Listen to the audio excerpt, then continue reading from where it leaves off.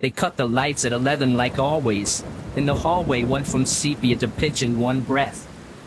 That's when the frequency woke up like it had been doing push-ups inside my skull all day, waiting for the bell. It came low and hungry, bass line under the bed springs, humming through the copper like a snake with a metronome. I pressed my palm on the radiator and felt the building breathe back. Briarcliff ain't bricks and mortar. It's a lung. It inhales prayers and exhales screaming. It coughs saints, swallows sinners, and keeps the receipts in a folder labeled penance. The nun patrol clicked past, rosaries hissing like wet chains. Sister Jude's silhouette cut the door window into a little glowing dagger. Her shoes, always murder polished. I didn't move. Didn't blink. I ain't giving her the music. She craves confessions like sugar. She wants the word sorry to crawl out of your mouth and die at her feet so she can step on it and call that redemption. Not tonight. Not ever. Not after the slap in the chapel and the blood cross and the sermon that sounded like a court sentence. She thinks faith is a hammer. I know rhythm is a key. Briarcliff, rules, discipline, Jude versus Arden, claustrophobic tone. I laid back, watched the ceiling flicker. The frequency sharpened, went from fuzz to filament. Then the ghosts arrived, polite as parishioners after mass, waiting for a handshake that's actually a chokehold. A crying child stood where the door met the floor, like static snow, the edges of him glitching like bad film. A man with traffic cone eyes pushed from the wall till the paint wrinkled, then slid back inside like the plaster swallowed him with a burp. Then happening more lately, the hum is a door. And doors do what doors do. Open. Close. Lock. Let in. Let out. I ain't sure which side I belong to anymore, a tenant or an infestation. They think the injection Arden gave me was science. Cute. Man plays God with a thrift store lab and B-movie ethics. He hums hymns to centrifuges and tortures hope into charts.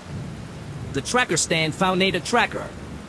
It's a seed with teeth, a tiny star that shows my nervous system as a trellis. Old as the world, older than this church stuck in a straitjacket.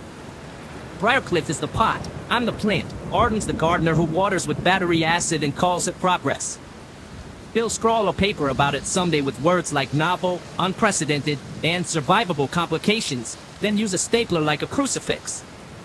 Arden's experiments, Trekker is alien seed, power struggle with Jude. I tune the hum by grinding my molars. Left jaw for high, right for low.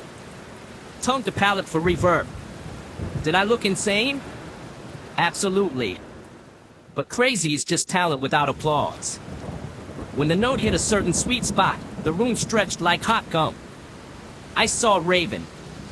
She was leaning against the dark the way cool people lean against walls at parties, like gravity owed her rent. We weren't in the same room, not in the way you can point to with a finger. We were in the bandwidth. The in-between. She didn't speak. She never does when it matters. She just let her expression slide from I know to I knew to I always knew, and I swear the lights dimmed with it. Raven, I said, but not out loud. The word left as steam, as static, as the taste of a burned cassette. She shook her head 1 centimeter, enough to mean don't. Then the angle changed, and there was Stan, my guy, my co-conspirator with wheels and eyes like photocopiers. He loves a blueprint like it's a bedtime story. He had a diagram floating in the air between us, all lines and pulses and little toothy circles that I knew were the seeds. He pointed with his chin. He always points with his chin, like his hands are on strike. A chapel within a chapel. Not God's. Not the churches. The asylums. Stained glass and frequencies not visible. Saints with eyes of static. Behind the altar, a panel. Behind the panel, a stack of tapes. Not the kind that play. The kind that remember for you when you're too dead to recollect. One of them is mine. I saw my name written on it with ink made from whispers. I touched the radiator again. It hummed yes and then no and then yes again, like a liar trying to act honest. The ghosts crowded closer.